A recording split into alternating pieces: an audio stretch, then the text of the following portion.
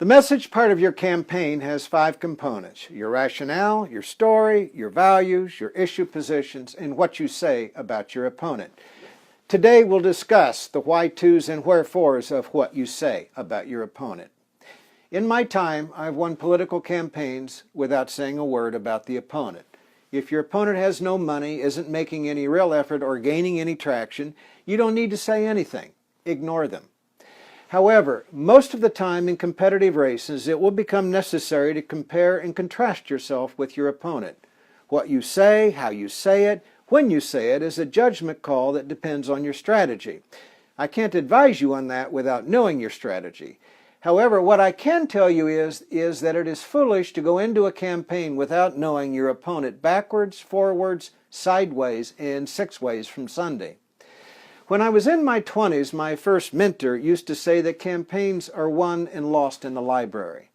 Today they are won and lost on Google and what you can learn with a few phone calls. What do you want to know about your opponent? Is their biography accurate? Did they really do the things they said they did? Accomplish what they said they accomplished?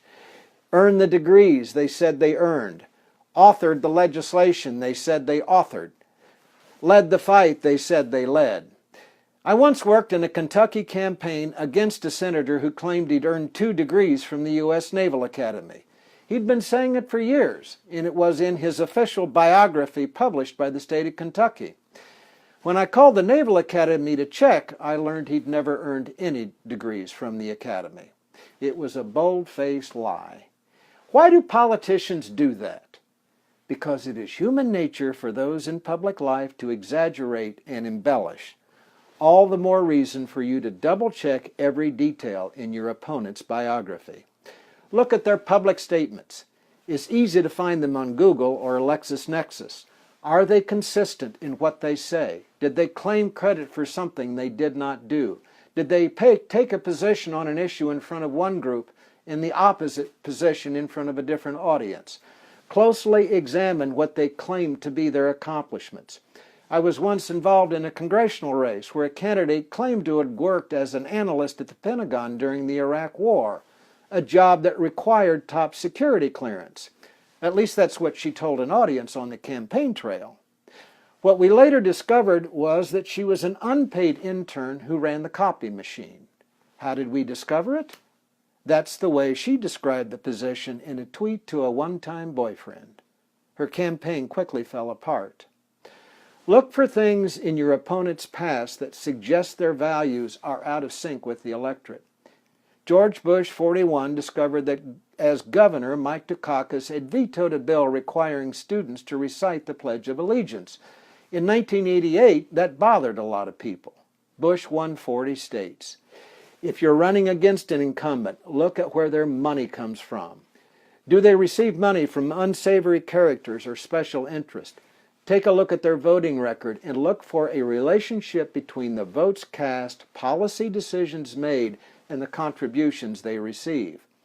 More than once, I've defeated an incumbent politician by demonstrating a quid pro quo between a lawmaker's decisions in office and the money flowing into their campaign account.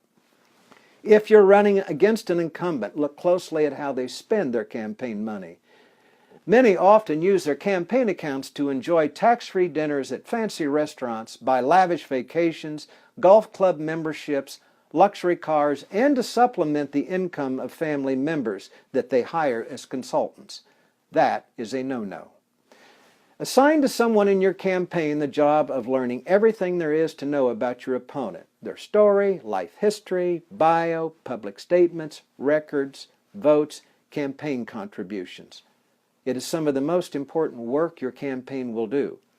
In a competitive race, it is the difference between winning and losing. Have questions? You'll find me at 845-458-1210 or email me at jay@jaytownsend.com. And be sure to visit jaytownsend.com to get your copy of my free book, The 10 Worst Mistakes Candidates Make. I'm Jay Townsend.